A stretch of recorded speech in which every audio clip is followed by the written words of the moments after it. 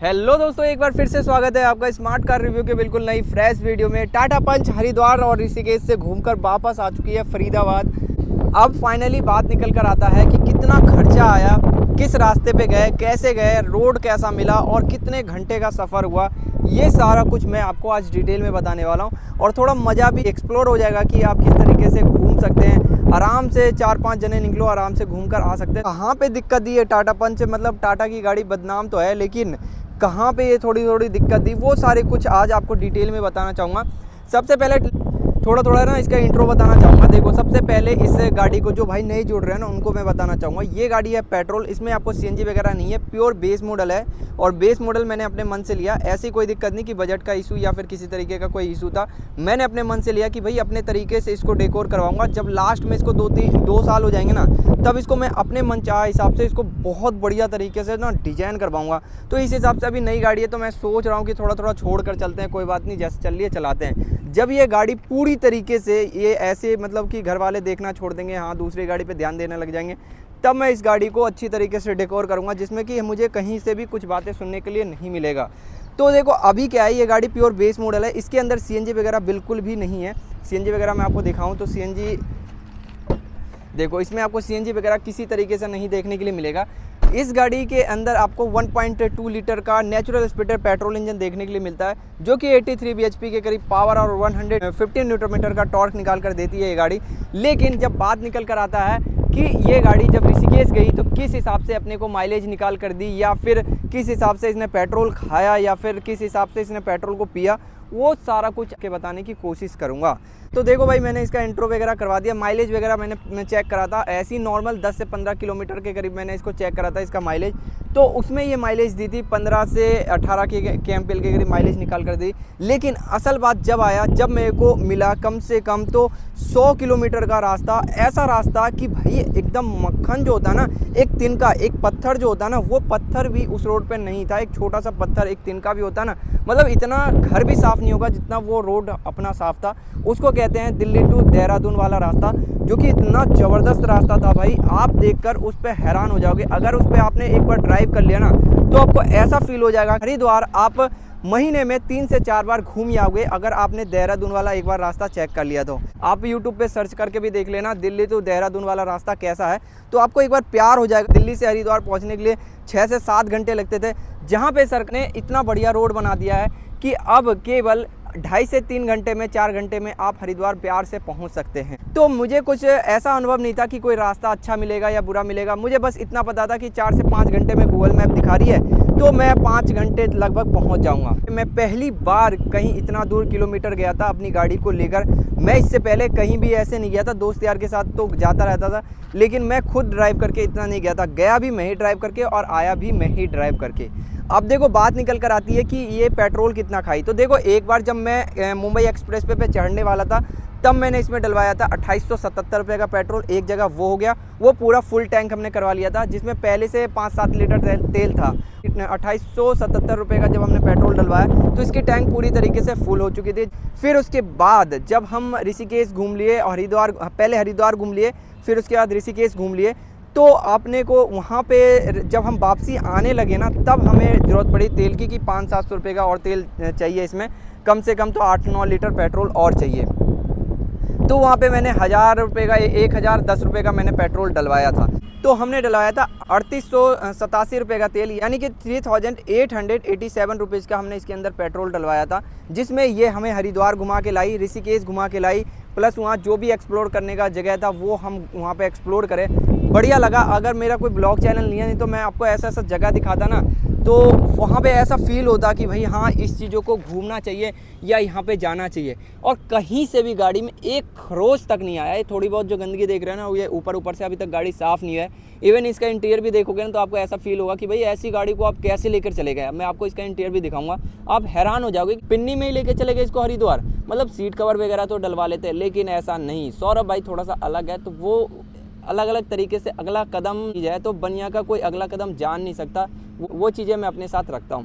Toll बीच में कितना लगा, तो देखो जाते समय टोल का, यार मेरे को एक बात समझ में नहीं आया कि मेरा टोल कटा इस गाड़ी का। टोल कटने के में कोई भी मैसेज वगैरह नहीं आया कितने बार टोल कटा, कितने रुपए का कटा, वो कोई भी मैसेज निकल कर नहीं आया। लेकिन हाँ, मैंने जब रिचार्ज करा था तो मेरे फास्टैग में पड़ा हुआ था 1035 रुपये, जो कि मैंने आपके सामने रिचार्ज करा था। जो पिछला वीडियो नहीं देखे वो देख लेना, थोड़ा बहुत ना वहाँ से समझ में आएगा आपको। तो मैंने 1035 रुपये का रिचार्ज 1000 रुपये का रिचार्ज किया था, 35 रुपये पहले से पड़े हुए थे, तो 1035 रुपये मेरे फास्टैग में था। जो कि मैंने लास्ट में जब वहाँ पहुँच गया हरिद्वार ना, जब मैंने चेक करा तो वहाँ पे मेरे कुछ ऐसे कटे थे 480 रुपये वहाँ पे कट गए थे मेरे, जो 1035 में से 480 रुपये कटे थे। तो टोल जाने में 480 रुपये का टोल कटा था, जिसमें से मेरे ख्याल से मैंने चेक करा था तो जो देहरादून वाला रास्ता था वो 200 रुपये अकेले काट गई। उसके बाद कहीं से भी ज़्यादा कोई रुपया लगा नहीं था, वही चीज़ था। और उसके बाद 5 टोल पड़े थे, 5 टोल टैक्स पड़ा था रास्ते में, लेकिन कोई भी लिखित में नहीं आया मेरे पास से कि कोई टैक्स आ जाए, कोई मैसेज आ जाए। तो ऐसा कोई मैसेज आया नहीं है। क्यों नहीं आया, ये जिन भाइयों को ज़्यादा पता होगा तो वो मुझे कमेंट बॉक्स में बता सकते हैं। बाकी अब बात निकल कर आती है कि वहाँ किस तरीके से दिक्कत आई। तो देखो, नेचुरल स्पीडेड इंजन है तो इसके अंदर पावर वगैरह कम है। अब मेरे को असल में पता चला कि बड़ा इंजन क्या होता है, छोटा इंजन क्या होता है। लोग बताते थे कि बड़ा इंजन 2.0 लीटर इंजन या 2.2 लीटर इंजन, तो वहाँ पे मैं थोड़ा समझता था कि हाँ भाई बड़ा इंजन है तो स्पीड ज़्यादा भागती होगी, लेकिन ऐसा नहीं है। अब देखो, इसके अंदर 1.2 लीटर वाला इंजन है और same 1.0 litre turbo charge engine है। तो ऐसे में किसी को बताऊंगा कि भैया 1.2 लीटर इंजन बड़ा है या फिर 1.0 लीटर वाला इंजन बड़ा है, तो वो तो बता देंगे भाई नेचुरल स्पीडर वाला इंजन बड़ा है। सही में बड़ा भी है, लेकिन पावर जो है वो टर्बो इंजन में निकल कर आता। तो वो पावर कहीं ना कहीं मुझे फील हुआ कि इस गाड़ी के अंदर पावर बहुत कम है भाई। मतलब पहाड़ों में लेकर जा रहे हो ना, तो इसको मतलब ढंग से लेकर जाओ। मतलब कहीं दिक्कत तो नहीं थी, लेकिन पावर का थोड़ा सा इशू आया कि हाँ, मैंने सोचा कि हाँ यहाँ पे ज़्यादा पावर होना चाहिए, लेकिन उस हिसाब से ये पावर आउटपुट नहीं निकाल कर दे रही थी। मतलब थोड़ा कमी ये लगा कि पावर नहीं निकाल कर दे रही। और सबसे इम्पॉर्टेंट बात, ये गाड़ी कहीं ना कहीं जैसे मोड़ते समय आप फर्स्ट गियर में मोड़ रहे हो ना, या फिर कहीं से कुछ कर रहे हो ना, तो ये बंद हो जाती थी और फिर स्टार्ट होने का नाम नहीं लेती थी। मैं अभी तक सर्विस सेंटर नहीं गया हूँ इसका, सर्विस सेंटर जाऊँगा भाई, अभी देखूँगा सर्विस सेंटर में क्या हालचाल है, वो सारी चीज़ दिखाऊँगा। तो जैसे मैं स्टार्ट करता था ना गाड़ी को, तो वो स्टार्ट नहीं होती थी। अभी जैसे बैठूंगा तो अभी गाड़ी एक बार में स्टार्ट करूँगा तो स्टार्ट हो जाएगी। एक जगह मैंने इसको रास्ते में ऐसे ही रोका रेंडमली कि भाई रोक लेता हूँ, कोई दिक्कत नहीं है, अब शीशा वगैरह साफ़ कर लेता हूँ, क्योंकि अंदर एसी चल रहा था ज़्यादा ही, मतलब अंदर ना वो ठंडा हो जाता है ना, उस तरीके से शीशा के ऊपर हो गया था। तो मैंने साफ़ करने के लिए एक बार सोचा कि इसको मैं एक बार साफ़ कर देता हूँ। तो जैसे ही मैंने बंद किया ना, फिर उसके बाद स्टार्ट ही नहीं हो रही थी। 2-3 बार स्टार्ट किया, और जैसे ही मैंने 2-3 बार स्टार्ट किया फिर स्टार्ट ही नहीं हुआ। तो मैंने सोचा इस चीज़ों को एक बार वीडियो में कैप्चर कर लेते हैं। वीडियो में जैसे ही कैप्चर करा, एक से दूसरी बार में करा, दूसरी बार में स्टार्ट हो गई थी। तो ये थोड़ा दिक्कत आया था। अब लोग कहते हैं बेस मॉडल ले लिया, इसमें बकवास कर रहा है। तो भाई वो बकवास की बातें नहीं है। 5-7 लाख रुपए देना कोई छोटी मोटी रकम नहीं है, बड़ी रकम है। तो इस चीज़ों को थोड़ा बहुत समझा करो। तो देखो भाई, लगाते हैं चाबी और फिर उसके बाद करते हैं स्टार्ट। हाँ, अभी तो स्टार्ट होगी भाई, अभी तो कोई दिक्कत नहीं आया। मतलब वहाँ पे पता नहीं क्या दिक्कत आ रही थी भाई। मतलब अभी तो कोई भी दिक्कत नहीं आया। चलो अब मीटर पे ही आ गए, तो मीटर पे ही दिखा देता हूँ मैं। तो अभी तक ना मैंने इसके अंदर तेल डलवाया ना कुछ डलवाया। अभी थोड़ा सा वैसे ही सीन चल रहा है कि थकावट जैसा, तो वो सीन चल रहा है अभी तो।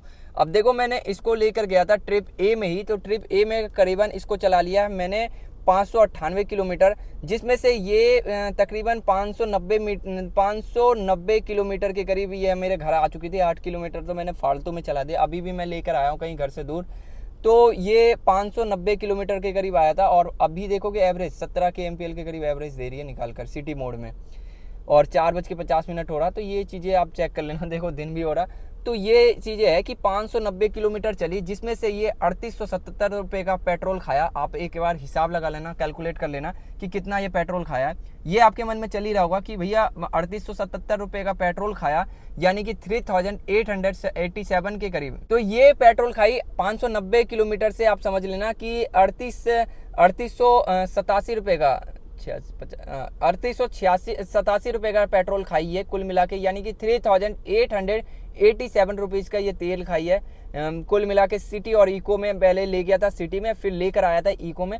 हालांकि सिटी और इको में कोई फ़र्क नहीं पड़ता। अब लोग कहते हैं कि फ़र्क पड़ता है, ऐसा कुछ भी नहीं है। इको या सिटी में चला लो, कोई भी 1-2% का 19-20 भी कहते हैं ना, वो भी नहीं, 19.5 और 20 का फ़र्क हो सकता है। यही है और कुछ भी नहीं है। सिटी मोड में चलाओ, कोई दिक्कत नहीं है। 590 किलोमीटर चली। तो इस हिसाब से आप कैलकुलेट कर लेना, जोड़ गुना घटा भाग करके आप हमें कमेंट बॉक्स में अपनी राय लिख सकते हैं कि किस हिसाब से ये माइलेज निकाल कर दी। लेकिन हाँ, यहाँ पे ध्यान रखना, जितना आरपीएम आपका उठेगा ना उतना कम माइलेज देगी, और जितना कम आरपीएम पे आप इसको चलाओगे ना उतना ही ज़्यादा ये आपको माइलेज निकाल कर देगी। तो ये था कुछ दिल्ली टू हरिद्वार वाला रिव्यू, फरीदाबाद से जो हम हरिद्वार गए। तो ये था कुछ रिव्यू जो कि मैंने आप सोचा आपके साथ शेयर करूं। इवन देखोगे गाड़ी की हालत देखो किस तरीके से मैंने, मतलब पर्ची वगैरह भी कटा, टोल वगैरह। एक जगह जैसे पार्किंग वगैरह जाओगे ना तो 200 रुपये ले रहे हैं। अब ये देखो 150 रुपये का पार्किंग है।